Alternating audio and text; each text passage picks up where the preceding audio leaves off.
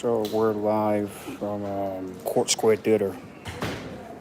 Take a selfie, so up here.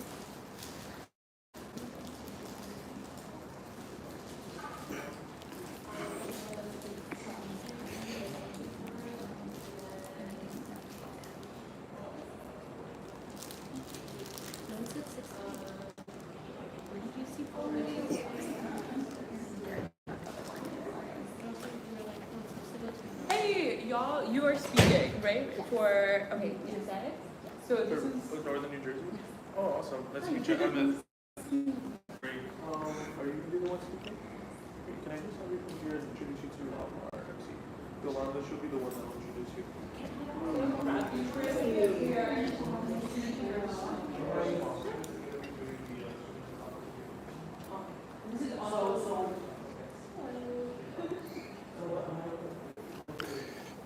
Wow, this is huge.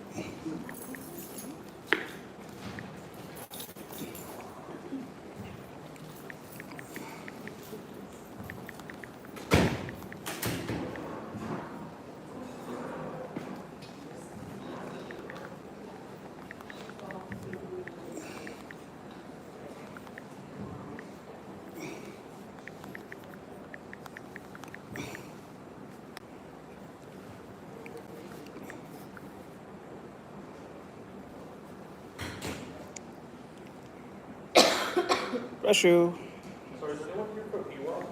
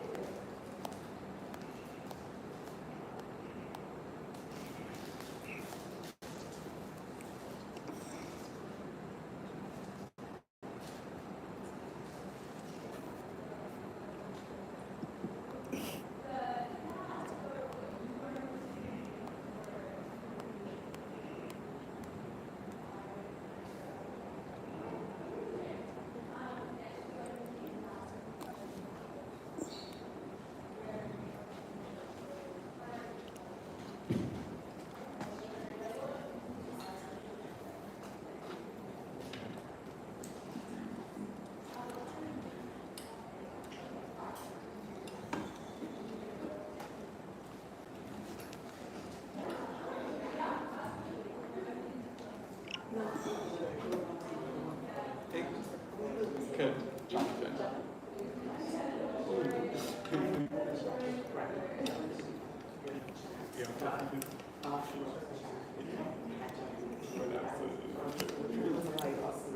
Thank you so much.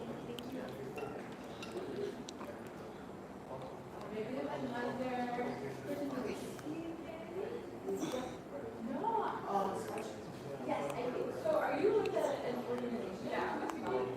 Yeah, so I believe that no competition and said that not before the speak. Okay. Like, is a deal.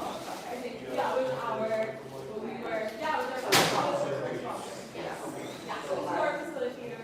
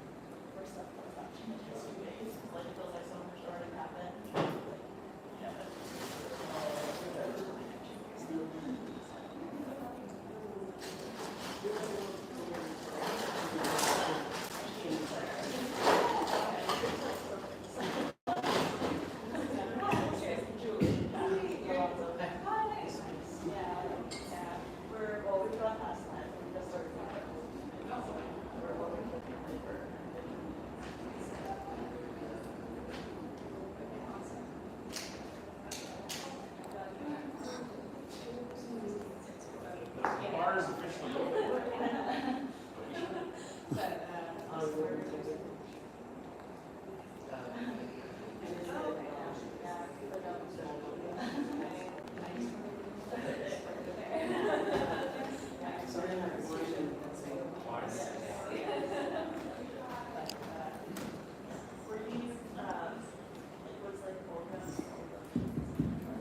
Test this out. Good evening. So before we get started, we want to let everybody know that the bar, if you could call it bar, is officially open. Small donation, we're not charging, but you know, it's a nonprofit organization, every little bit helps. So please, if you want to go grab something, feel free. We have some wine and some sparkling water, and I think there's a few snacks. All right? We'll start shortly.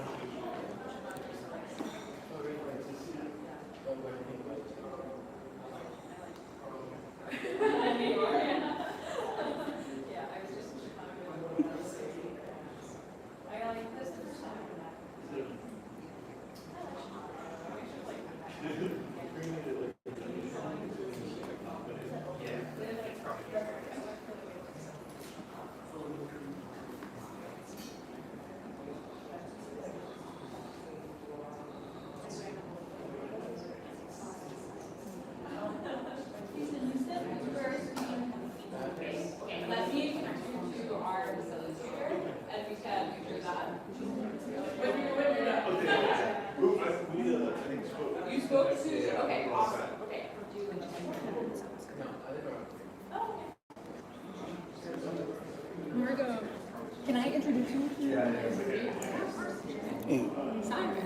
Can I introduce you to Margot? Other Margot. There's actually two Margos. This is like a friend Margot.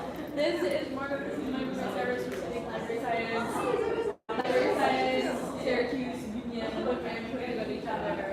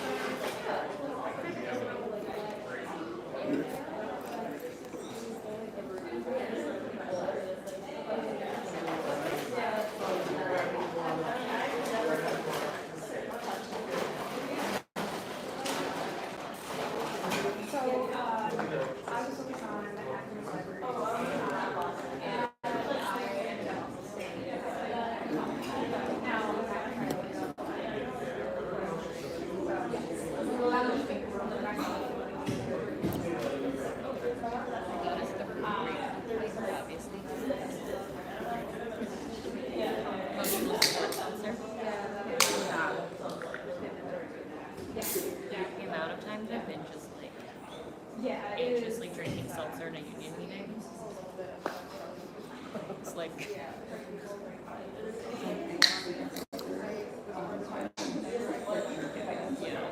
I'm just like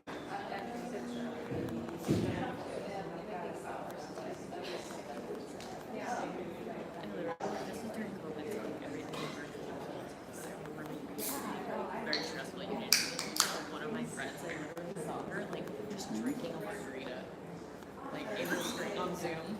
Oh, hey. I got it. Yeah, and I was like, I love this for you so much. Why would you not?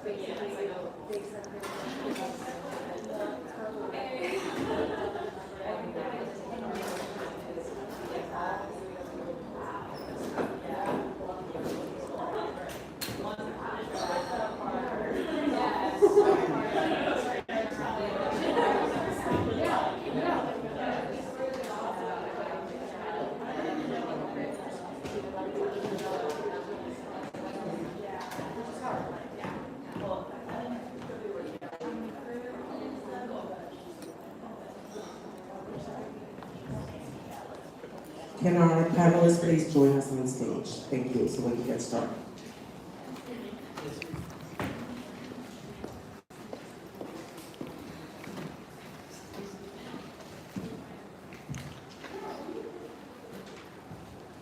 We got the cozy chairs. Okay, and you guys are watching us, so we're gonna pretend we don't see you. All right? Well, good evening. Thank you all for being here tonight. My name is Yolanda Santoni, and I will be your facilitator. I am the program director for ground workers. I've also been working in the labor movement. I don't want to give my age away, but a little bit more than 25 years. So I think that amongst us five here, there's a lot of experience and we'd love to share. So I'll start out, when you look at my paper, I don't remember everything. I'll start off by saying that this is our third annual panel. Come on, give me a hand. And it's on organizing, and every year we choose a topic.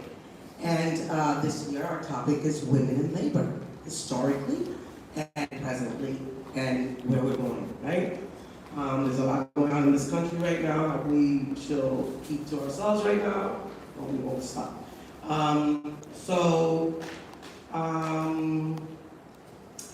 First we want to give the opportunity to our sponsors to come up and say where they're from, what organizations they represent, and so like that we can get to know who's supporting us. So I'm going to start with Michelle. Michelle, come on up here.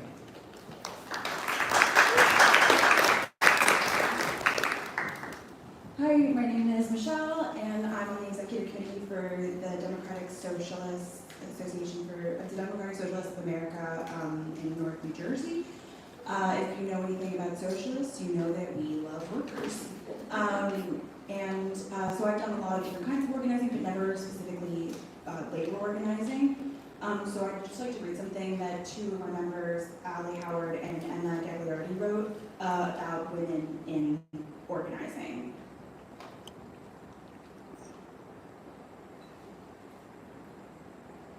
Being a woman involved in labor organizing means working hard to be taken seriously as a coworker, and then being taken seriously as someone who knows their rights in the contract.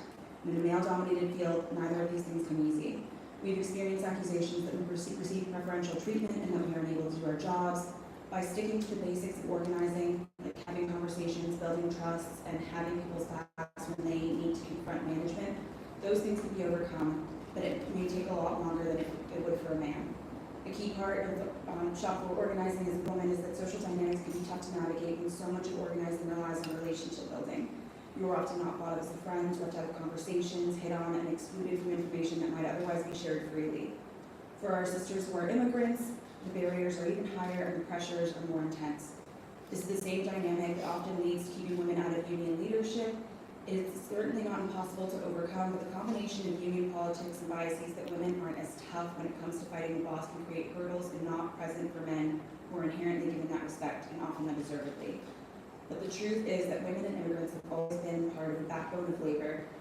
We are great organizers, we're great workers, strong organizers, and we tear down barriers to work together. And when we stand together and fight, we win our battles and gain respect. By taking every opportunity to share knowledge, stand with coworkers, and confronting management, and build solidarity, people will often come around and see anyone can fight the boss, and we're always stronger together. Awesome. Thank you.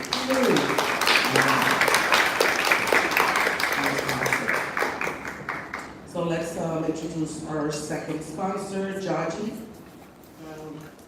Jaji.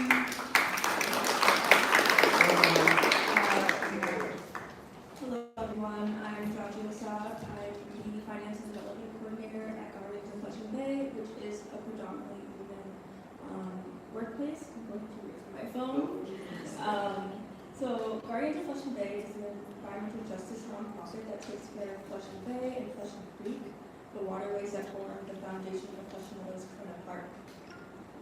Guardians of Flushing Bay was originally formed by a coalition of dragon boaters and organizing the city's proposal to clean the water.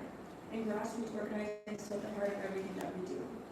At Guardians of Flushing Bay, we let environmental health hinges on social, ecological, and environmental justice, or as labor organizer Chico Mendez once said, environmentalism without cash struggle is just gardening. For us, this looks like organizing for land use equity externally and practicing equitable staff policies internally, including transparent compensation structures, people-centered policies, and the development of a co-leadership model. For all these reasons, we're going to sponsor this event today.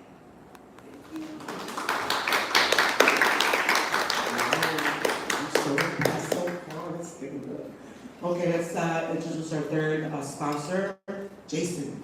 Jason.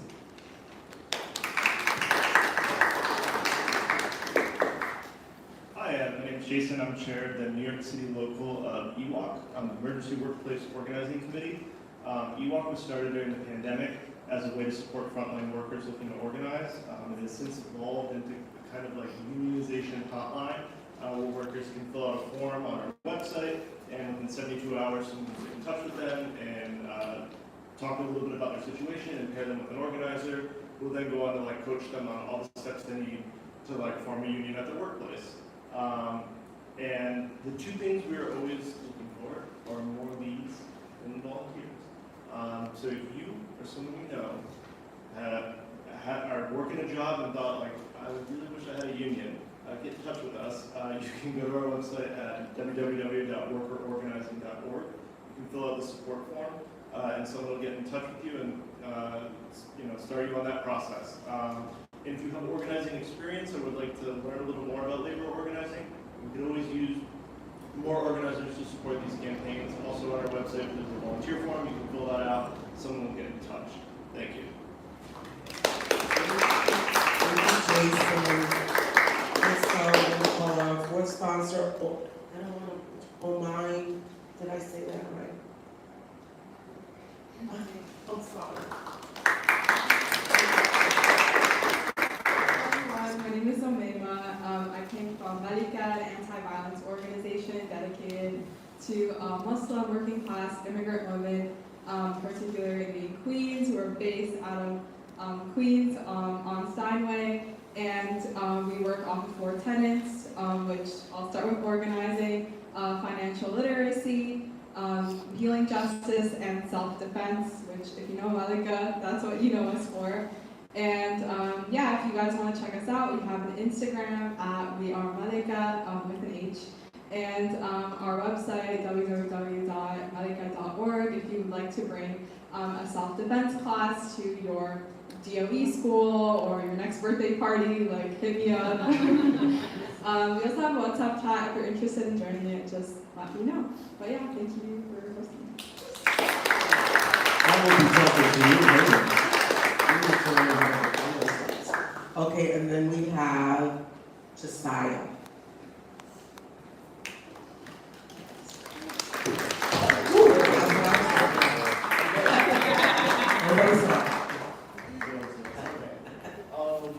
I really was supposed to be speaking. Our executive director, Julie, thought it was. Unfortunately, she couldn't make it.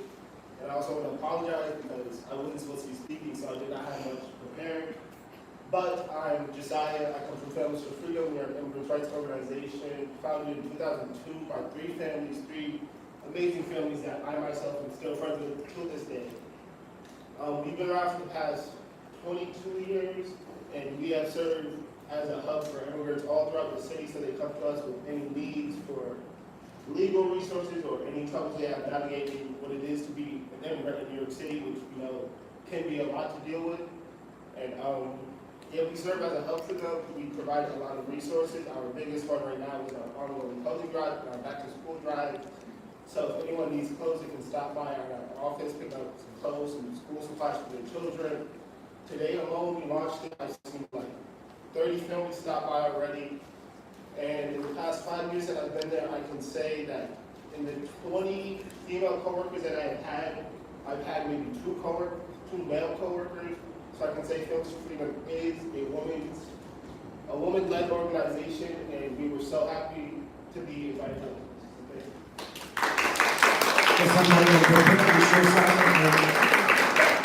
Let's blow our sponsors with our next sponsor, Sol. Come on up.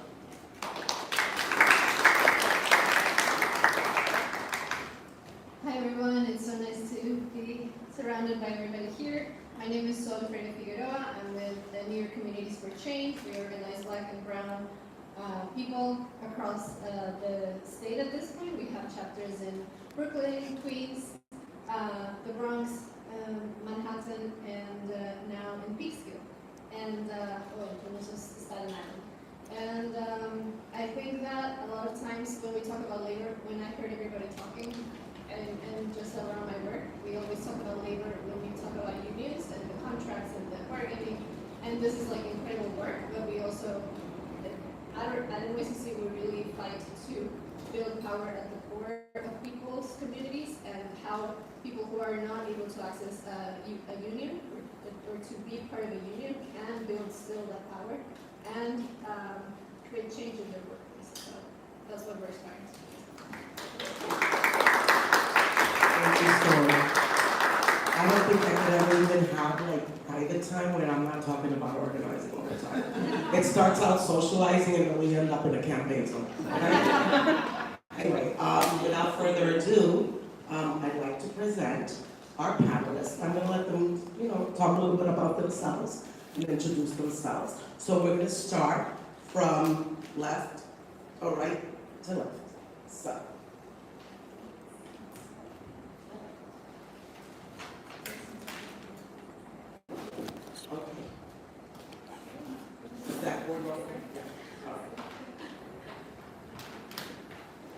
So our first panelist is Ligia.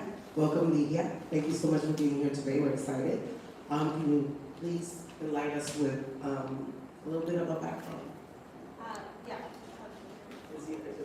Oh, it's on. Oh, got it. Yeah. So my name is Ligia Guallpa. I'm the executive director of the Workers' Justice Project, which is a worker center that its membership is mostly made of day laborers, domestic workers, and most recently app delivery workers. Most of the work is around gig work. And I've been part of the organization now for like about 15 years. I started organizing, I think, right after college. So I've been organizing mostly my entire career, gig workers, along with Yadira, who actually is joining me here tonight. And I'm super excited. What brought me into this work is really discovering the power of organizing and the power of communities who are often seen as invisible, powerless, and really demonstrating to the city and also see how they can really push back corporations to make sure that they actually fight for what they deserve, which is not just dignity and respect, but being able to have a full transformation about reclaiming their full rights as workers and human beings. So so that has what has kept me. A lot of the work, every time we have win and victory, hasn't just been about the victory, but I think has kept me about seeing the transformation and also seeing workers hungry to make more significant changes, and that keeps me inspired and motivated to organizing. So we're going to go to our next panelist, Hannah Can you introduce yourself, please? Hi, my name is Hannah Lopez. Essentially, the question is what brought you into the labor movement? Honestly, I started off as an abolitionist through kind of experiencing a lot of state violence and police violence. One, as growing up, like as a kid, seeing that, also having experienced homelessness as a young adult. And that kind of led me to like try to build an analysis of like why this type of dynamic happens. And of course, abolition leads you to like other things, learning about socialism, and then through socialism, learning about the importance of labor and how our labor is connected to how the state functions and kind of how this colonial project in general functions. As Ligia mentioned, it's really nice to be in community with people who care about the liberation of colonized people and working class people in general. So yeah, it's kind of kept me in this movement as well because it's inspiring to see. I've been organizing for several years now, starting off in labor with Amazonians United. It was the worker movement for Amazon in New York City, actually starting in our apartment, my husband and I, and now in restaurant work. So yeah, that's kind of how I got the movement, and that's it.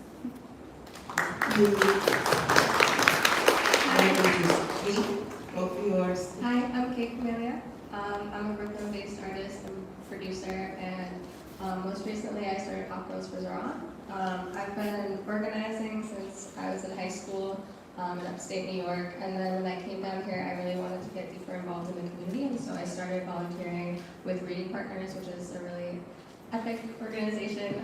They connect tutors to kids in low-income schools, and it's ultimately to improve literacy rates. But a lot of my students ended up being low-income, first-generation immigrants, and I think just seeing how all of the issues in the city really trickle down and impact the kids and the students, was really impactful to me, and it kind of drove me to try to figure out how we can improve the city for everybody. And so seeing Zoran Mamdani's campaign was really inspiring to me, seeing how he stood so proudly with the working class people. I was really inspired, and so I started Hot Girls for Zoran as a way to get people involved, to make it accessible, to create a community, and that's it. Thank you. Claire, can you talk to our audience and say who you are? Yeah, hi, I'm Claire Valdez. I'm the New York City Assemblymember representing District 30, that's Long Island City. Sunnyside, Woodside, Naspeth, and Ridgewood. But before that, I was a very proud member of UAW Local 2110, where I was the unit chair of my shop at Columbia University, representing about 500 workers, predominantly women of color, clerical workers, facilities workers, the most kind of often invisibilized like board workers on campus who absolutely make the university run. And that was really my first taste of the labor movement. I joined in like 2018, I think, and kind of struggled to get involved. Eventually joined DSA, did a lot of electoral organizing, joined my bargaining committee on the union side, and yeah, defended members and grievances, and worked to organize a union that has its roots in really incredible history in the 1980s, pink collar workers, and somehow ended up running for office last year and then winning, and now here I am. So my role in the labor movement is a little bit more on the outside now. I see my role as a legislator as being very much focused on how do we make the terrain for organizing easier? How do we make it a better place for women to come together and be powerful together? And supporting the incredible work that everyone on stage is doing here too. So I'm a little bit on the outside, but still wear my UW swag proudly. Thank you so much. What a powerhouse. We got a lot of strength in this room. So we're going to start off with our first question. And we could start with Ligia. And, or we could just go back. Our first question for our panelists. Sounds like great. So, who are you? What brought you into the movement? And what's your role in the labor movement? Oh, I thought that was the first question. I think we kind of did answer that. In our intro, right? Yeah. So that was the introduction. Okay, let's skip to number 2. Who is a woman or group of women in the labor movement, past or present, whose contributions are often unseen but have deeply shaped your work? Yeah, when I was thinking about, when I got to see these questions, I was sort of thinking, who are the women? And obviously the first person that comes to my mind is my mother, and that's like the experience of everybody. And I always think about my mom because when I started organizing women day laborers. Actually, New York City is the home of probably the only women day labor corner around the country. And now there's more, actually, even in Queens, we have seen more women going in to look for work in the street corners, which has been the case mostly for male-dominated.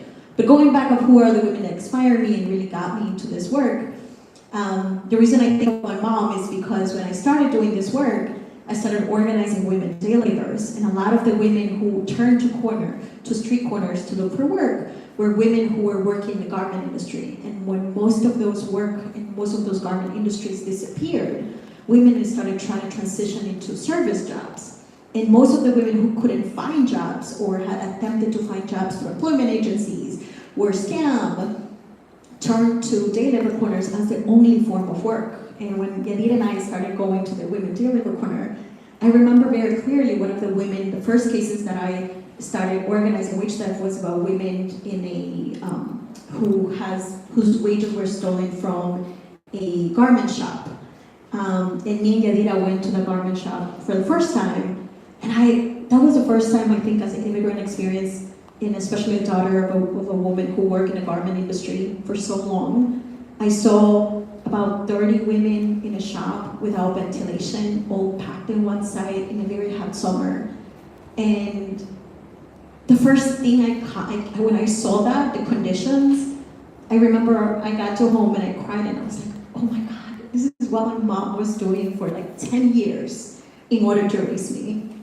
And I think a lot of the women that are often seen are women, especially migrant women, who come to do one of the hardest jobs and sometimes exposing themselves to some of the worst working conditions, an environment where for them organizing is even more difficult, I think are the women who are unseen, and especially women who take the courage to organize themselves, sometimes are invisibilized. And then when I think of leaders, when I started learning more about organizing and looking into inspiration, how to keep organizing, I think always has Dolores Huerta as an inspiration too. Especially when we started organizing, and I'll end here, we started organizing not only domestic workers, day laborers, and app delivery workers.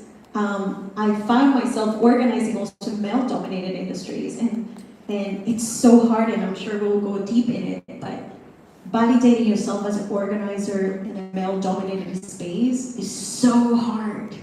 It is so difficult, and every time I look at, like, if this woman, Dolores Huerta, managed to organize mostly male farm workers back in California, I can handle organizing day laborers, app delivery workers, and I always go back to read how she did it and how she managed to deal all, especially sexism, in organizing that industry. It's like a moment of reflection and inspiration. Thank you. So my response also is my mother, 100%. I grew up basically with like a single mother of 7 kids, and reproductive labor is always overlooked, it's always invisibilized. As we know, it's, like the basis of our society. Women are raising children oftentimes alone in a very patriarchal, dominant society. So yes, 100% my mother. So I take inspiration from her. The hard work that she did, she often had to be working constantly, nonstop, multiple jobs, and so I took over a lot of, helping to raise my siblings.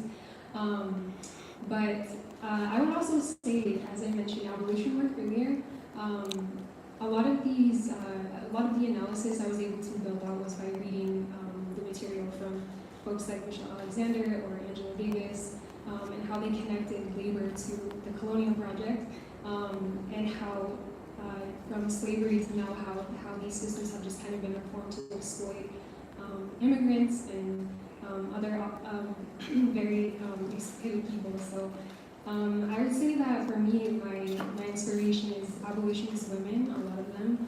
My mother, so that's my sense.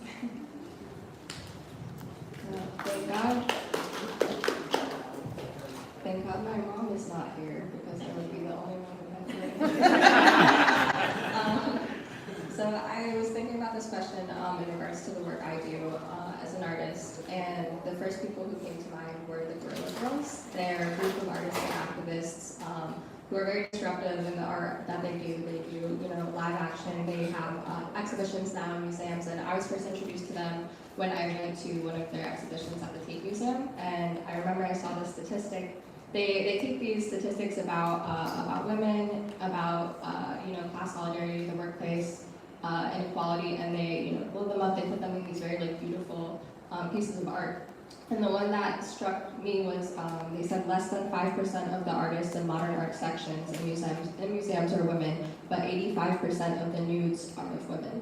And that was something that I just thought about. I was like, that's insane. And so I went through the whole exhibit, and I remember I went home and I Googled, how do you join the Guerrilla Girls? And obviously, you can't join them, they're anonymous. But I remember seeing that and thinking that's so cool. It's so cool to have something that is powerful that people want to become part of it, and that was really what informed the work I do with Hot Girls for Zara. I want to create something that people see it and they're like, I want to be part of that. That's cool. And so that was really, those were my inspiration and people that I think about when I am trying to figure out what's next for us. Thank you. I also wasn't going to say my mother, so yikes. I was going to say, so I talked a little bit about my union in my first answer, but just to go back to it a little bit, my union was organized in the late 70s, early 80s by predominantly women who were organizing for childcare. It was one of their most important demands, and obviously against rampant racism at Columbia, deep wage inequality, and some of the women who organized in that drive are still fairly active in the union, and so I wanted to shout them out. Maida Rosenstein and June Benjamin, and they are incredibly strong women and dedicated unionists, and they're also women who I often butted heads with when I was organizing alongside them and on the bargaining committee. And I think when we talk about people in our movement, for me at least, one of the, a sign of trust and real camaraderie and real solidarity is being able to disagree with each other, being able to argue about strategy and still come together and know that the union is the thing that we have to hold together. It's the whole point of the labor movement, is that we have a common enemy, and it is always Columbia University. Just to be clear. But I think about them a lot because, they led some of the last strikes that happened at Columbia with the Clerical Workers Union in 1997. They've seen, the union get cut down by Columbia a million times, and they're still there. They're still organizing, and they're organizing the broader labor movement in New York City. Maida is still organizing shops all over the city. And even if I don't always agree with them, I think that, that kind of longevity is something that I really look to in this moment. And, the struggle is very long. And so I wanted to shout them out as being really formative to mentoring me and giving me space to fight. Thank you. Also, our next question, I'm going to ask it to the council now. That's okay. So, Hannah, what's one moment in your organizing journey where you identified, shaped the direction or outcome of a campaign or action, and how did you handle it? Yes. So I am a first-year Latina. Oh, thank you very much. And I worked in restaurants. I worked in restaurants since I was 13, and I've always seen this kind of disparity between, like in this specific work environment, the disparity between like front and back of house, whether intentional or not. There's the kind of like, I guess the way that front of house employees I've seen treat like back of house employees as like a lower social status. So for me and how like my identity, how I've kind of like seen it as like a way to, I don't know, like almost like bridge a gap a little bit between like front and back of house and a specific work environment. For being able to navigate spaces in which I can be like front of house, but also be able to kind of connect to folks in back of house. And one specific campaign that some folks are aware of is Protect ESTA, Saving City Rights for New York City workers. We did a petition, and I was able to help our front of house employees who were talking about demands that we wanted met. And there was a lot of violations going on. We were able to really get back of house workers to feel comfortable and also, signing this petition and feeling entitled to fight for their rights in the workplace as well. So, Thank you.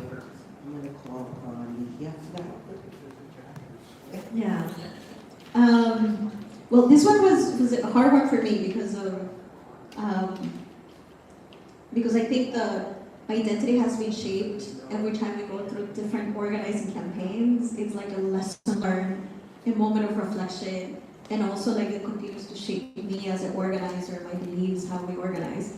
And probably the one that I'm going to share is probably the hardest moment that I had experienced, which was actually in 2023, when we passed a whole package of bills.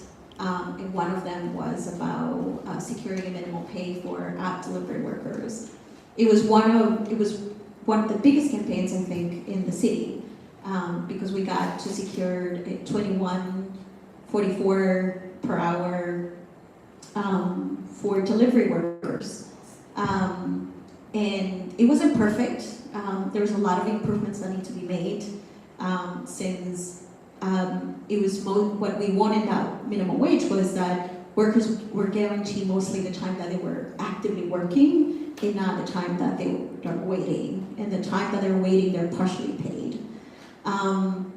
And that campaign started super strong, and the reason it was so powerful is because through my lessons of organizing, I always understood that a successful campaign doesn't start by choosing the best issue, but it really starts by addressing the issues that really workers cared and really building an organizing campaign that is led by workers.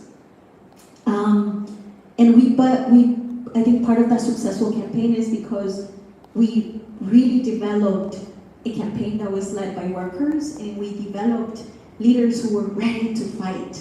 And part of my lessons learned is that part of my commitment has always been about making sure workers have the tools and have the power to take any challenge into a victory. And I thought I did that, right? And I was like invested, I did that, and the minute we were in the finals, the campaign was sort of being divided because the big division was about how much a worker should be able to earn. There was a whole division about whether it should be $30, whether it should be like $23. There's workers that believe that, $30 is too much. And at that moment, I think what I learned so far, and it's really shaped, is that you never ended up really developing all the tools. And you're never ready to fight and understand where workers are until you really do a deep political analysis of the world that we exist right now. And also understand that I think that workers are always going to have fear of confronting corporations, and that we always have to have a moment of embracing that fear and transforming that fear into power. And when I take that reflection back, and I was like, damn, we didn't do that. We didn't really take a moment to reflect what we were all scared about, right? And we didn't really take a deep analysis, to have a deep political understanding, that we weren't dealing with a small restaurant owner, we were dealing with multi-billion-dollar corporations like Uber, Grubhub, that we're going to create fear, that we're going to divide workers, that we're going to lead to miscommunication and make sure that workers are divided. And I feel that entirely shaped how I now do organizing. And I think Elena and I have been like, damn, we really need to do political organizing in our work. We really need to take moments of reflection and debrief that fear, it is okay, that we need to analyze where fear is coming and how we can transform that fear into power so we don't let that fear divide workers. And that, I think that's identity that I knew it, right? And it's not like I ignore it, but I think it's always hard to integrate it when you're running a campaign and really when you're like in the final moments, like how important it is just to take a step back and just do that. And that has shaped entirely, I think, in our work about why we need to do political education, why we need to like really integrate moments of debriefs and moments of really understanding where people really are before taking the next step. Thank you so much. And I just wanted to add that walking this walk that we walk, it's a learning experience every single day. Every campaign, like I said, I've been doing this for a minute and I'm still learning, right? There are things that I just learn every day from younger people just by experiencing it. And then I just incorporate it and put it in my toolbox and use it for the next time. So this is an amazing space. We get to learn from each other, right? And I'm gonna jump to this question. This is for all. What unique barriers are you seeing women face in labor organizing, especially immigrant and undocumented women? Can you share a fine time when you directly confronted one of these barriers? You can start where the mic is. Okay. So the unique barriers that I've seen with women facing in labor organizing, so as I mentioned in the previous answer and question, this kind of like dynamic of like kind of like a lower social status in like the restaurant industry. I think that there is like a asymmetry between like citizens and residents in regards to like entitlement and being able to like feel like you deserve to like stand up for your rights. Even just standing up for your rights in general, regardless, is not. It's not. You have to. It's scary, you know. But I would say that folks who have, you know, are citizens, like I hear, you know, we see more like entitlement to standing up for those rights. So anyways, as far as like immigrant and undocumented women, I would say because those rights are, sorry, I'm like a little nervous, I'm so sorry. Thank you for being here. Pretend we're in the living room and they're not here. Easier said than done. There was this one experience at my job where somebody was taken by bounty hunters, ICE, and that type of thing that happens like really kind of sets in like your mind, your psychology, what you are able to do and what you're not able to do. So when like organizing and things like that, it was harder to get folks to feel entitled to have like rights in the workplace. So that's the barriers that I see. As far as confronting it, you know, just doing everything you can to help people feel entitled, help people know what their rights are, and you know, the more knowledge that you have in general, you kind of become more confident what you can do. So yeah, that's my answer. Thank you. Please pass the mic. Top warning. Yeah, I think like labor in general, organizing often has like a much higher ceiling to prove that your ideas are worth listening to.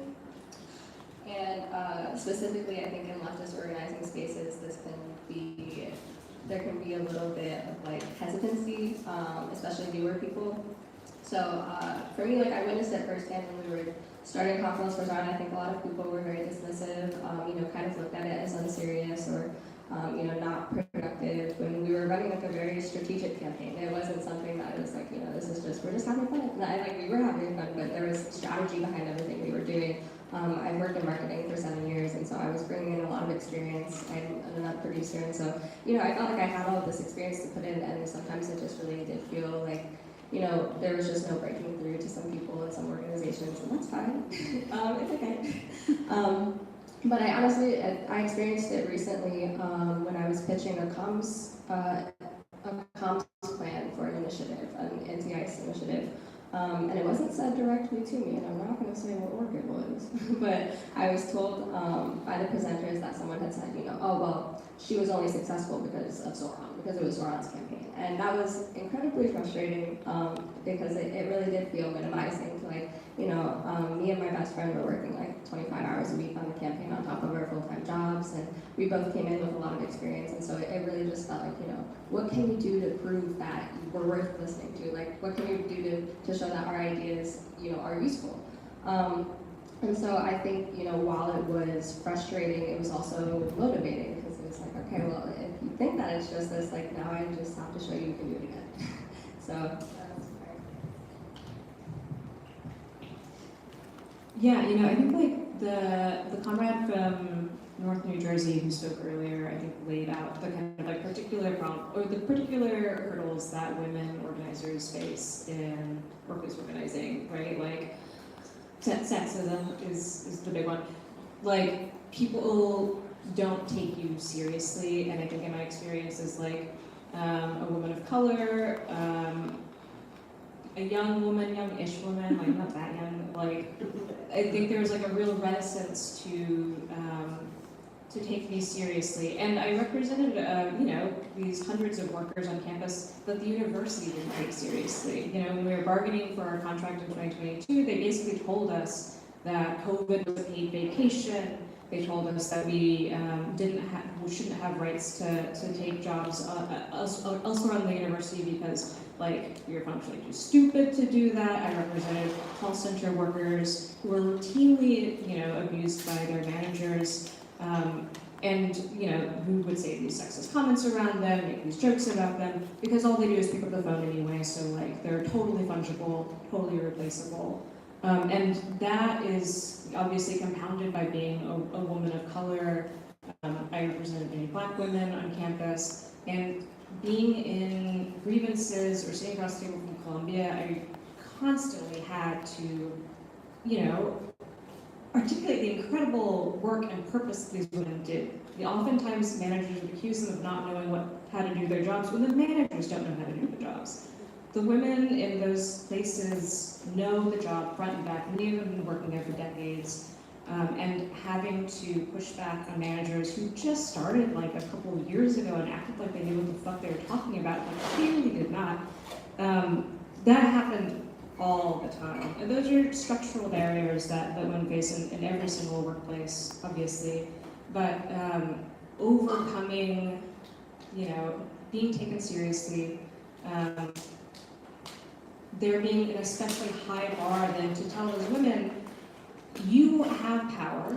I know that you have been told for many years that you don't, and that you are useless, and you don't have the expertise or the knowledge or the training to do anything else, but you have a job, you're good at it, and you're part of a union, and it's your responsibility to step into that power and to represent yourself. And so we're going to work together on this grievance. We're going to work together to investigate this. You're going to represent yourself at the table. I'm going to give you all the tools and all the backup, and whenever you need me, I'm going to be there for you, and I expect you to do the same for me.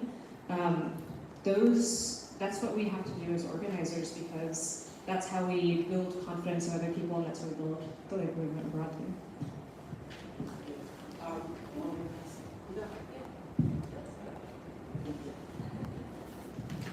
Yeah, so maybe what I'm going to talk is about the challenges that we face organizing immigrant women, especially undocumented women.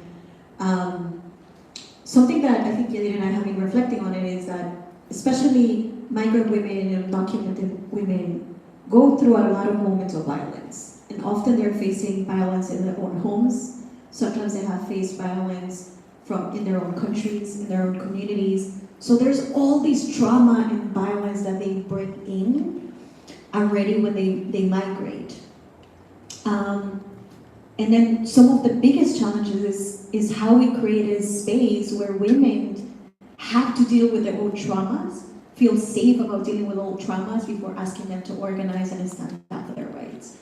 And that we have realized that that's a really hard ask to make, to say like, you have to speak up, you have to defend yourself, when very often they're also trying to defend themselves with different experiences that they might be dealing or had to deal with in their own countries, or they're dealing with their own homes.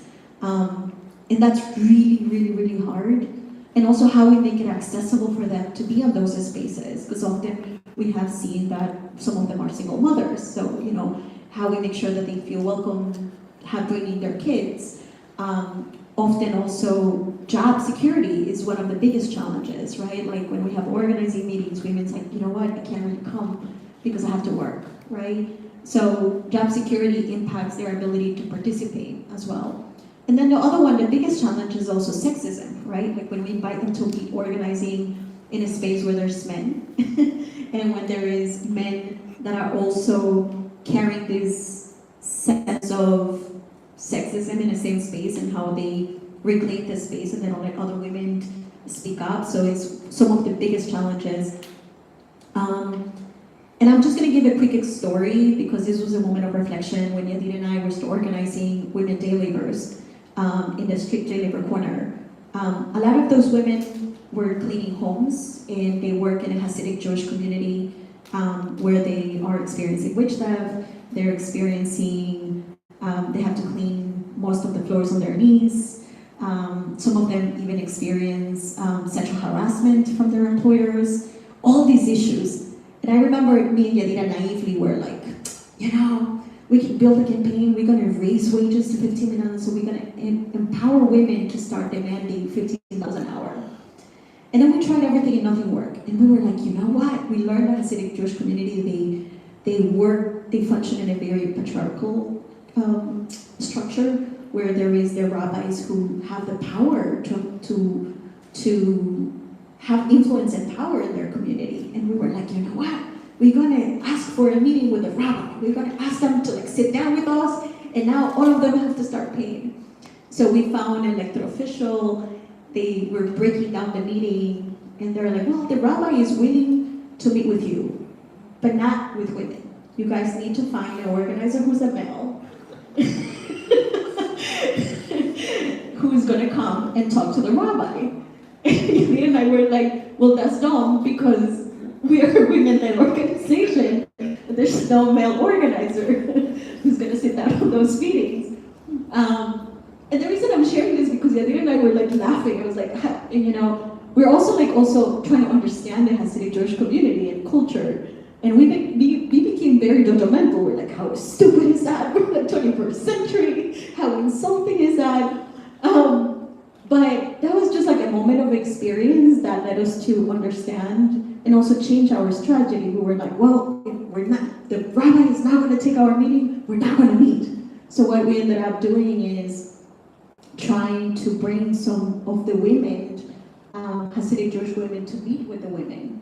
And that was like a beautiful moment because that was the first time where we had Latinas, day laborers trying to understand the Hasidic Jewish culture as well, and instead of seeing themselves as antagonistic and saying like, you know, you're my employer, you're evil, saying like, damn, you're screwed, we're both in it together. And that was like a beautiful moment of solidarity that I always take like when it comes to challenges, is like how we build those spaces. And this is why in the organization we have built women committees and women trainings, and some of them members are like, you know, you're discriminating because you do all these trainings only for women. They're like, yeah. And we're going to keep doing. So we have like leadership development trainings just for women. We have a lot of trainings, even Yadira runs like OSHA trainings just for women. And then we get talk about everything that usually, you know, traditionally women will not talk when male are there. Thank you, and I think those are the things that we look for, right? Finding the common ground, even when we have huge things that might separate us, finding that's what making us an organizer. Great job. Okay, the next question is kind of redundant because I think we touched on this a little bit. So I'm gonna jump to the next question, and this one is directed towards. Can you hear me? I'm a big mouth. I don't even need a mic. So the next one is directed to Cait and Ligia. Maybe she wants to take a sip of water before she goes back. And it's organizing gig workers and mobilizing online volunteers. Both require finding and connecting with people who are often scattered and isolated. What digital tools and tactics have you used to find your community, and how have you brought them together? Yeah, so I think when we first started, we were identifying who we were trying to reach, and it was really younger people who were either apathetic about voting, politics, getting involved with their communities, or who just weren't informed enough. And so we sat down and we tried to figure out, like, how do we reach these people, especially like the younger people who have kind of grown up being disappointed by their leaders. And we found that the best way was to use like clear, accessible language, make things that were very shareable and very easy to digest.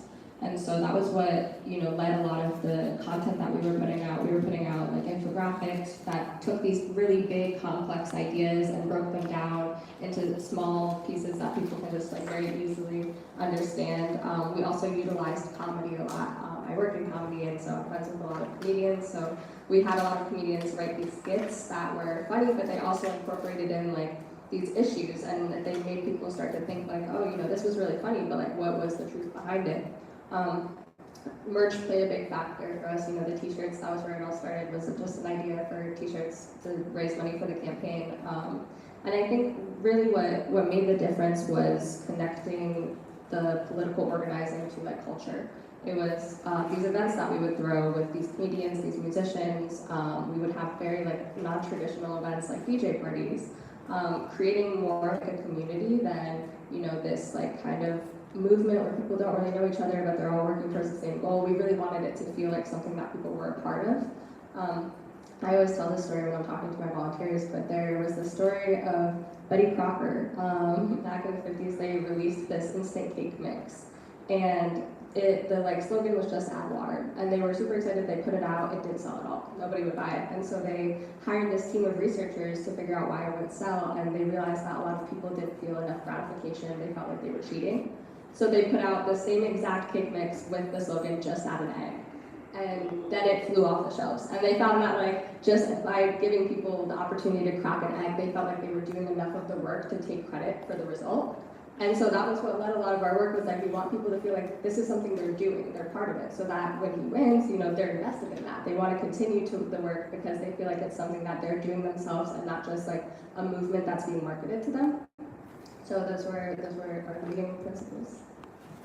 That's awesome. Now I understand the different directions for the cake boxes. We're like, oh my God, I don't have any eggs. It's just water. Yeah. So I think what I'm going to share a little bit is when we started organizing, app delivery workers. So WDP has always been organizing gig workers, but in the old-fashioned way, because we were organizing like day laborers, domestic workers, and usually they either have a set workplace, or it's easier to find them, and usually most of the workers are around our age, right? So we're not tech savvy, so we were still using Excel sheets, text messages, traditional ways.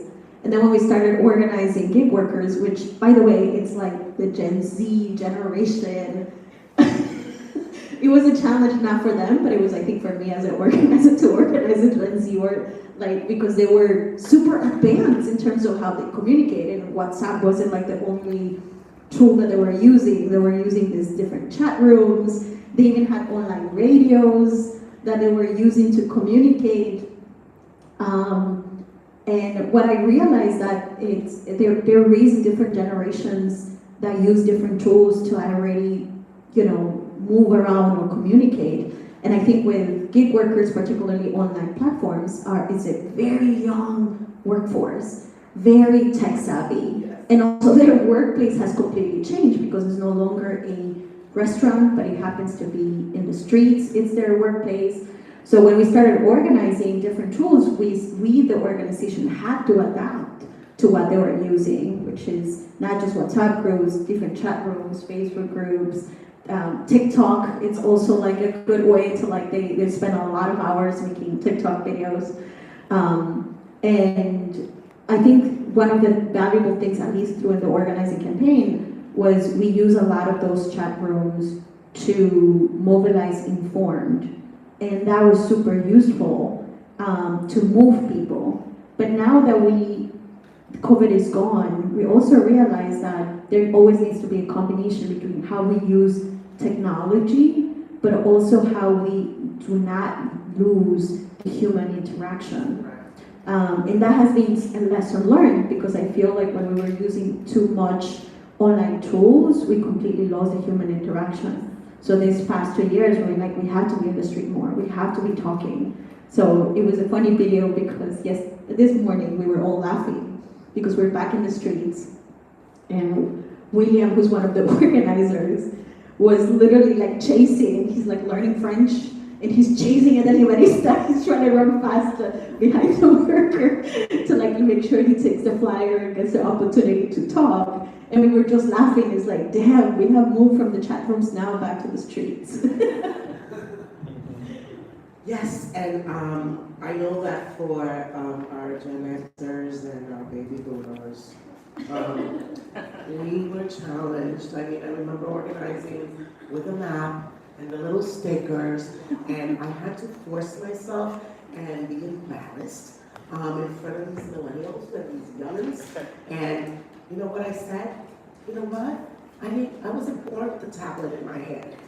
I'm gonna lose this shame, and I'm just gonna ask Emmett to show me how to do something, or Joe, because I don't know how to do it. It doesn't mean that, I'm less smarter. I just didn't have these tools.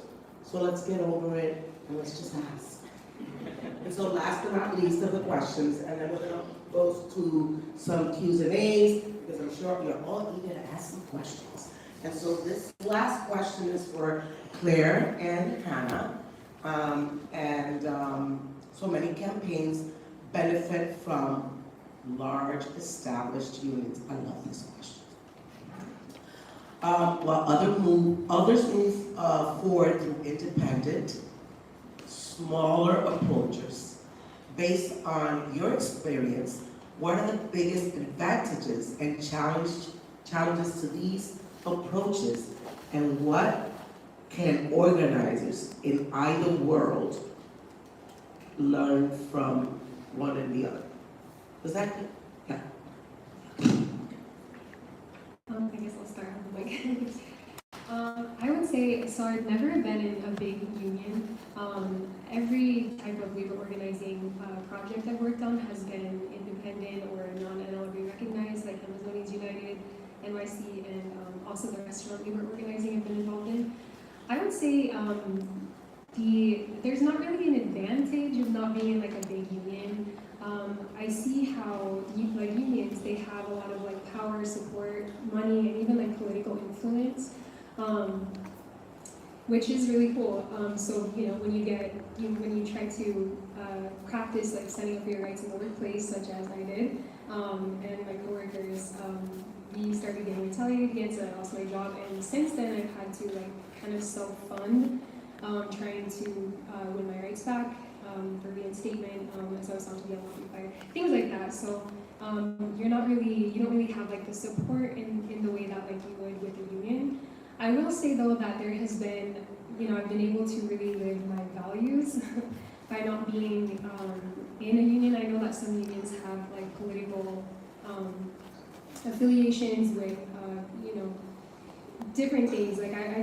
I've seen some unions who don't really support immigrants' rights, or big unions, and this is not everything, of course, or even some unions that support and pay like police. And as I mentioned earlier, like I came to the labor movement through an abolitionist lens, and that kind of experience, like, you know, it shapes the way that I see the world and how I want to like move through the world and fight for liberation for the working class.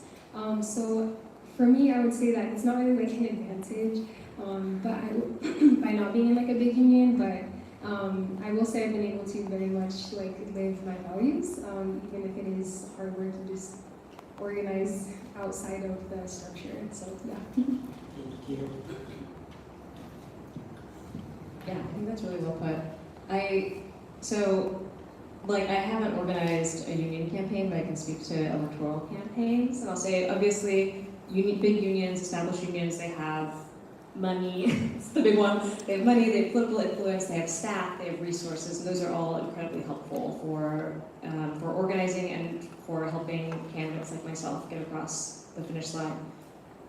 Because they're so big, I often find that larger unions can be a little bit risk averse. They can be a little bit afraid of going on strike. They can be a little bit afraid of backing a candidate who's running against somebody who might be a Democratic establishment candidate. You know, I think sometimes they're a little bit afraid of taking those big swings. They've got a lot to lose, and they're representing many, many members who are relying on them for all of their benefits, their wages, their protections. So that's the tension there. Whereas when small unions or unrecognized unions, Amazonians United, the Trader Joe's workers, Starbucks, I think is a really that's an incredibly interesting and exciting campaign. The work that EWOC does to get new drives off the ground, they can be much more nimble, much more flexible, much more willing to do worker-to-worker organizing, and that trains up a level of organizing experience that is harder to do in big unions where a lot of it can be staff-led. You know, we rely a lot on our staff organizers in UAW, and God bless them, they do incredible work. But what I saw happen in my union, in my shop sometimes, is that there was an over-reliance on that and not enough on developing people to really take the reins of their union. So that can be the tension there. Obviously, smaller unions, I don't know, they can just do a lot of cool shit. They can really let their workers lead, and especially in national campaigns like Starbucks. I'm sure everyone here has probably read Eric Bloch's book, so I'm just gonna regurgitate his book to you if you haven't read it. It's really good.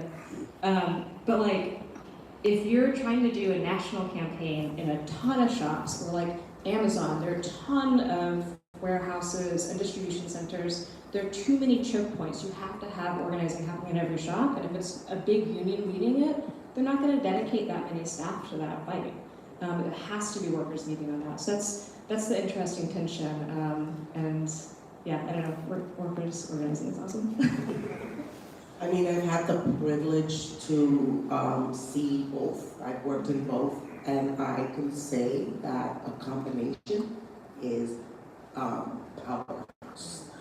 I think that it's amazing to allow workers to be part of their campaign and lead it, because that means that when they go to any labor union, they know how to protect themselves from them too, right?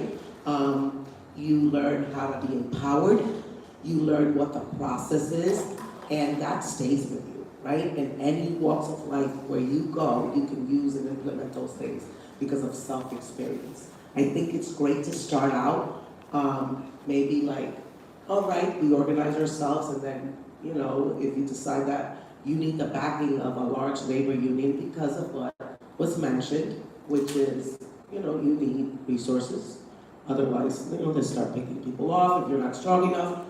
But I think a combination of both is important. Start out, grassroots, within the leadership, with the workers, and then as you move along, okay, let's go get some funding so that we can bring this home. I want to thank you, ladies, for all that you've expressed here, and now it's your turn. Somebody better have a question. Okay, I saw the hand over here. Do you want to try? Who has, is this mic over that far? Come on up. Okay, we're all good. Okay, just pull that shit up. Okay. Yeah, this a bit of a pet peeve of mine not using mic in these contexts, like audio uses mic. But yeah, thank you so much for this panel. And I just wanted to ask, to the extent that you're all comfortable, have you experienced challenges, or what are the challenges you've experienced with like, kind of within your movement, and Cait kind of alluded this too, with like, you know, bro-y behavior or sexy level harassment, if you feel comfortable talking about that, because I think, you know, there's these like sort of like Marxist bro type people sometimes in meetings, and how do you make meetings more like welcoming in that context? Do you want to direct your question to anybody in specific? Yeah, I think a lot of it is about creating those spaces yourself. I think that there's only so much you can do to convince people, you know, of your worth and the value of your ideas. And so I think like this one, I mean, I'm a DSA member. I'm a DSA. I have some issues with it. I think everyone in DSA has some issues with DSA. But I think, you know, this was something we ran parallel to DSA's campaign, where it's like we worked very closely with them. But our volunteers, I actually had a volunteer come up to me the other day and say, hey, how can I get deeper involved with Hot Girls for Zoran? I love Zoran, I love this campaign, I don't like DSA. And, you know, I had to be like, well, I'm a DSA. But, you know, I understand as a woman, like, why you might have had a negative experience there. And I think a lot of it is, you know, creating these spaces. And once you do create these spaces, it's like, a lot of times those men who are a little bit broy come around because they see that there's a lot of women in these spaces and you know, they're doing great work. And so you kind of have to create the opportunity for yourself to prove yourself, which you shouldn't have to, but you do. And so, you know, I think my advice for anybody doing that is like find your community within any of the organizations that you're in and build that power yourself. Thank you. Okay. Yeah, so a quick question. Okay. Hi, my name is Christopher. I want to know, like, do you think that there should be like a woman-to-woman only app-based culture in this city? Maybe because like the recent like sexual harassments and sexual assaults and the fact that these apps don't vet men correctly. I see that there's a lot of men that go through a lot of vetting, and the vetting don't go that well, to the point that women get kidnapped and you know, sexually assaulted. So I want to know from the state assembly members and the people, should it be a bill in the state assembly to where that the apps must have an option to, if a woman won't be ride by a woman only, they should have that option. And when it comes to getting food delivered, should it be a woman that, like I say, if you're a female, you deliver food, that a female should be able to only deliver food to them? Because I know that females, sometimes they don't feel safe amongst men, and there's spaces where only men are able to, they shouldn't be around. And should it be it should be like a bill to mandate it? Because I know that Uber, I think Lyft now has it where they have a woman-to-woman only option in certain states. And it should be in New York because this is the biggest market in the country. So should it be like mandated? That's my question. Is it directed to anybody? Anybody. I think it goes directly to me. Yeah. Well, I wonder why women sometimes feel uncomfortable around men. I think it's an interesting idea. You know, I think like I would certainly want to talk to folks like Ligia, who directly organizes with app workers. I think in any legislation that we talk about that's about kind of like the app-based companies, we should be talking to the workers whose lives are being directly impacted by that. And I think there's like a really good opportunity here to join consumers with the workers in this respect, because I think a lot of consumers are interested in transparency from apps as well. So I think there's an opportunity, and we've been talking about some legislation around different protections for workers and for consumers, and I'd be interested to think more about that as well. Thank you. Great. Anybody else? Yeah. Okay. Okay, got the light on. And thank you. I admire all of you for coming out today because I learned something new. My question would be to Ligia. Did I pronounce your name right? Yes. I wanted to touch 5 minutes on what you said. I thought that was so impactful about women in immigration and undocumented. health is not also discussed. When women come from other countries with trauma already, and then to come to another country to add more trauma, whether it be in your own country, in your home, even with yourself. And I just wanted to ask, when you had those challenges, what resources or way were you able to sort of persuade them to utilize their rights, although they're not documented, that, you know, for their trauma, so that for them to open up and be able to fight instead of being afraid and isolated? Yeah.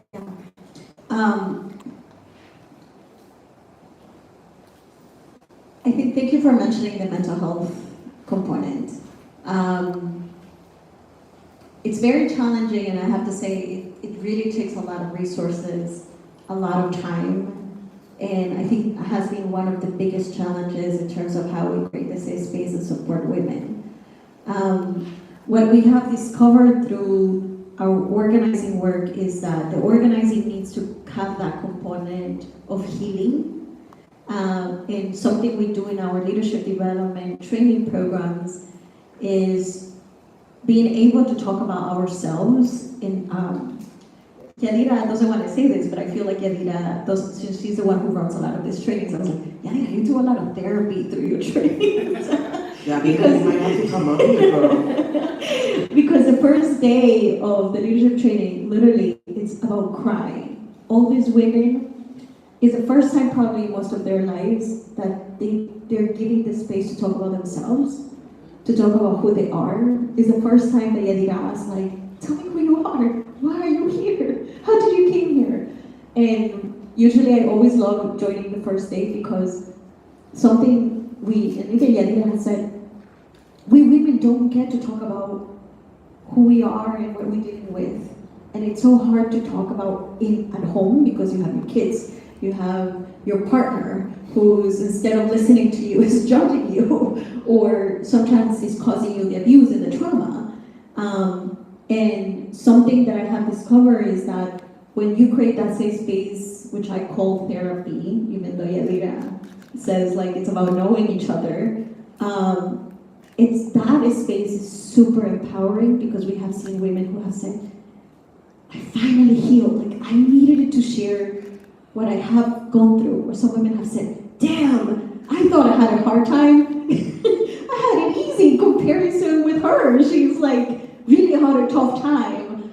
And then Yadira, was something she does, she creates these chat rooms about really supporting each other and really creating a space like, let's talk about how we support each other before we talk about organizing. And sometimes we as an organization had made choices that, you know, this group of women is not ready yet. And it is okay that we're not going to push them to organize if they don't feel ready, if they need to heal and they need to talk about each other.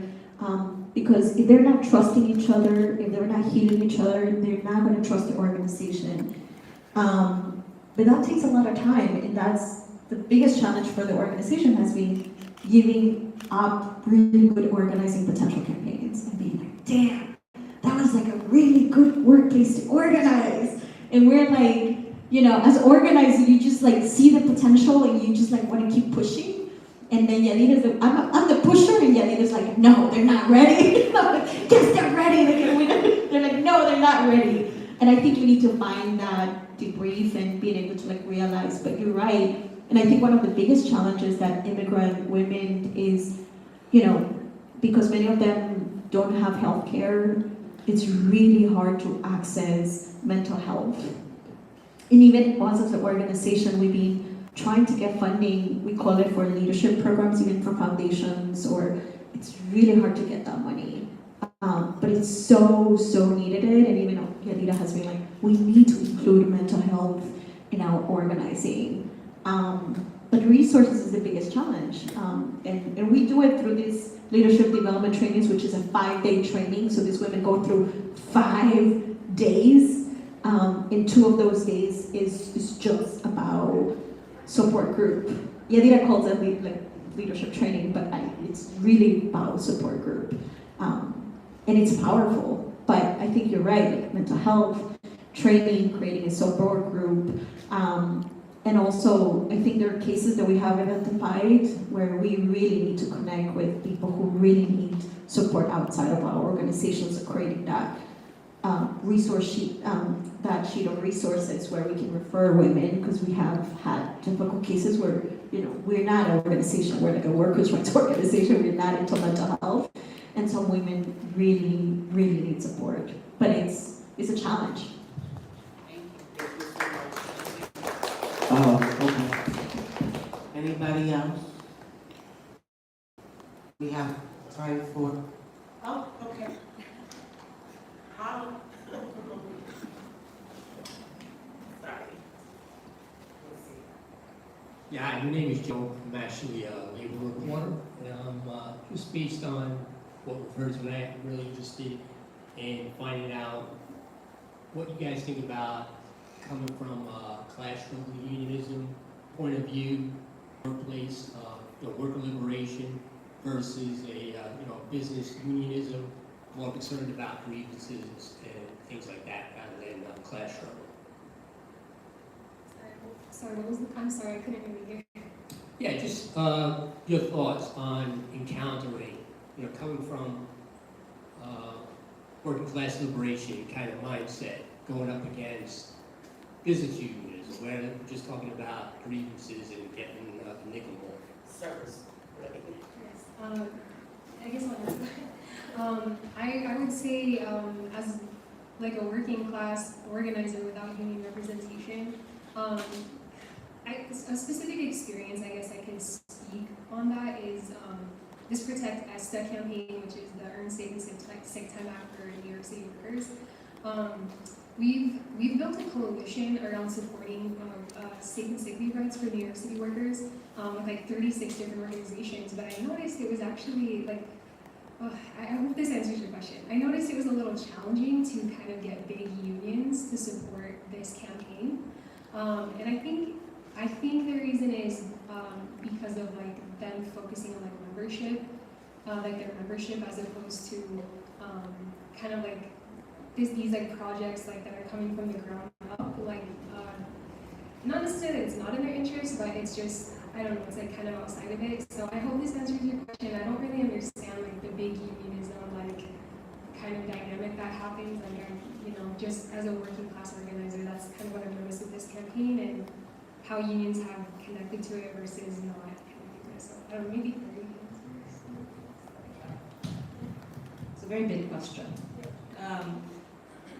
So I think, like, I don't always like to kind of like pit those two ideas against each other per se. I think like they can go hand in hand. And so, we talk about like the servicing model. Obviously, I spoke a little bit about how an overdependence on staff can lead to a membership that's not really developed as organizers. They're just kind of like, my check was short, and then they go to their union rep, and the union rep goes to the management, and then they fix it, and like problem solved, all good. Problem solved, all good. So like, no problem, all good. The problem there is that we're not developing the muscle for organization. We're not asking like, is this like a widespread problem? Is it broadly felt? Is it deeply felt? And then are we creating like power amongst the unions to make sure it never happens again? I lost my train of thought. But these things can go hand in hand. And like, obviously I'm very biased because former UAW, always UAW. But in UAW, we see a big national union that, at least in Region 9A, where we happily are right now, there's a real interest with the newish leadership and new political director in creating a political culture where like the membership really leads. That's why like they endorsed Zoran Mamdani, first union in New York City to do so, and that's because membership organized to make that happen. And so I think there can be both, right? Like a membership that is like politically developed, that is active, that is encouraged to be those things, and that is thinking beyond the bounds of their union too. They're thinking about social housing, they're thinking about taxing the rich, they're thinking about broad programs that will empower all working class people and really fighting the corporate interests of the billionaires that want to destroy our lives, and not just like, I need to get my 2% on this next contract, or like, we're toast. So I think they can go hand in hand. I think that it really is about having unions be very attentive to how they're developing their members and empowering them to be political agents too. Thank you, Claire. Do we have room for one more? Oh, sorry. Let me try to see if I can get my eyes close as possible.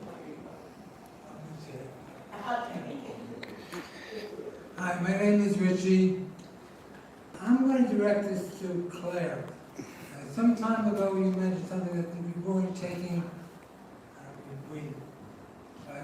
not taking women seriously is the problem, which I'm sort of surprised, I'm not surprised, to hear in 2025.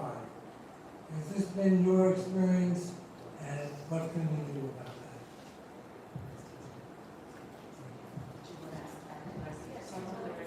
Yeah, it has been my experience for sure. I'll let my women here give their thoughts. Yeah, I would say it definitely is still prominent. I think it depends on the organization that you're a part of. I think some of them do a much better job of, platforming women, giving them opportunities. I think that there's still a major issue in most organizations with giving women the opportunity to, voice their ideas. I think they build sort of these like bureaucratic systems that make it very difficult for women to be heard and to express their ideas unless, they jump through hoops. And I think a lot of times they create more hoops for women to jump through than there typically are for men. I will say, yes, in the year 2025, this is very much still a problem. But I will say, I think, just because of how our society functions in a patriarchal dominant society, I think we've done a better job kind of challenging that over the past I would say even in the last 5 to 10 years, with the Me Too movement and kind of focusing and highlighting women's rights and kind of the challenges that we face. I lost my train of thought too. But I would say that overall, I think, as Cait mentioned, there are spaces where people are doing a little bit more, they're a little more intentional in the way that they're practicing, the way that they interact with people and how they validate people. And I think, coming from this patriarchal society, we're kind of all conditioned to some capacity to kind of do this unintentionally in a way as well. So yeah, I don't know. We're getting better, luckily. I hope. Alrighty then. So we have one last question for our panelists. Let's try to keep it at 30 seconds maybe so that we can wrap up. And then we can do a little mingling, and if you guys want to talk to any of our panelists, they'll be here. So, we'll start with you, Claire. What's one concrete action people here today can take to support immigrant and undocumented women workers in the labor movement? Totally. Okay, so right now we have a fascist in the White House who has given a massive infusion of billions of dollars to a awful immigration force that's tearing our communities apart. What can we do to protect them? One of the things that we've been calling for in amongst some colleagues in the Assembly is a special session later this year, or this year, basically now, to tax the rich. So there are canvases and tabling happening this weekend, actually, all over the city. I wish I had a link to share with you all right now, but if you come find me after, I'm happy to share. We need to start making the wealthy pay their fair share so that we can support our immigrant neighbors who are in deportation proceedings, so we can make sure we're funding Medicaid, so we can make sure we're funding housing, and all the things that keep us living in this incredible city. All right, bouncing off what Claire said, you can go to nyic.org and you can contact your representatives and pressure them to pass the New York for All Act, which prohibits state and local resources from being diverted to carry out ICE deportations. So it would permanently prevent them from using Rikers as, a facility for ICE deportations. It prevents them from going into places like hospitals, courthouses. It really puts a damper on what they're trying to do, and that's ultimately the goal and all we can do right now. So it's nyic.org. There's a really great form. You just have to put in your information and it'll send it to your reps. Awesome, do what they said. I would also say, if you can, try to join like mutual aid groups. I love the work that you do, Ligia, in helping like immigrant women who have come from these backgrounds. I think people sometimes might not realize like the intensity of kind of that weight that people carry on their shoulders, and people need resources. So if you can join mutual aid groups, that would be great. People need all types of things from, you know, for their physical well-being to their mental health, and also try to pay attention to like watch things too. I try to do that, so you can show up to places like that and help protect people who are being targeted. Well, I'm going to start because I was just. We're dealing with a systemic issue, and I think when we organize women, when we organize workers, especially women workers, we deal with a very patriarchal system where employers often are male, and even people in power who have decision to make decisions about policies that impacts women often are men. So I'm super excited, I think, to see more women be elected in office like Claire and others. So I highly encourage like the city council, so it's like a majority women, and I think especially we're coming in November, vote for your elected officials, especially women. I think we need more women in power in elected office to make decisions that impact our lives, especially women. I think that's so important, especially I think now more than ever, we need women who really care about our city and our state, who are going to prioritize issues that impacts not just women, but kids, schools, things that really impacts our families. So that's important. So vote for elected official, obviously, that really cares about issues, but if you have the opportunity, vote for a woman to make sure that we have more decision-making power in places where people make decisions about our lives. And then just going back, do support organizations that do a lot of women organizing. There's incredible organizations in the city who are doing incredible work. I mentioned a little bit, childcare is one of the biggest challenges when we organize women. So WJP, actually, we don't even have childcare. So that's one of our goals as we're moving into it as a space, is like how we can bring childcare, but that costs money. For a while, we tried to bring mental health workshops into it, but all that thing costs money. So do support organizations that do a lot of that work. WJP has an entire committee for women. So if you want to join, talk to me afterwards. Or there's incredible organizations in your neighborhood. So just I'm sure if you reach out to me or Brand Workers, we can share like an incredible list of really cool organizations that you can support. And then just want to echo what everybody would say, especially about key legislations that are being put. Wow. Let's give these panelists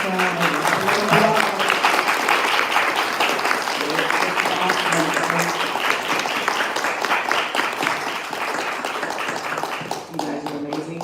I'm glad to have met you all in person because I've heard so much great things about you. But we can't close it out without saying and shouting out Brand Workers. Brand Workers does this every year. We hope to continue to do it every year, and that these panels are fuller and fuller, and they serve as a way for people to network and connect with those resources that you might need that you don't have. So if you're going to continue to support Brand Workers, we have a raffle. We're giving, I don't know, where is Emmett? Did he hide from me? Emmett, come and give these people that information because I don't want to mess this up. Come on up here. And this Emmett, as of our, is responsible, along with the Brand Worker staff, of putting this together. Shout out to brother. Hey everyone, thank you for coming out. We've been doing this for 3 years. I think, like Yolanda said, they've been getting bigger and bigger. And really, I think the important part of these panels is coming away with resources and tools that you can use in your own life, either as a worker or an organizer, or maybe someone who's, well, I mean, obviously everyone's a worker, but maybe not an organizer, but you're interested in getting into the organizing sphere. And that's really simple, right? Like, you can organize at your workplace. That's the first place they should start. And so these panels are here to hopefully give you those resources to start that, or become a better organizer, or just get you thinking about new strategies that you can use. And I think I was brought up here mostly to talk about a fundraiser. You have to get that out here, though.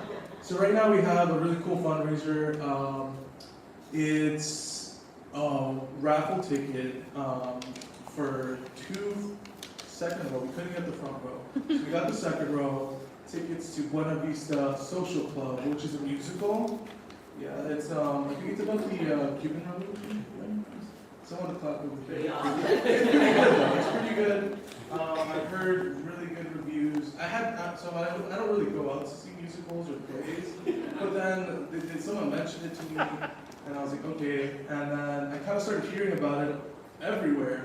Does anyone watch Curb Your Enthusiasm? It's a joke. In Curb Your Enthusiasm, positive joke, not a negative joke.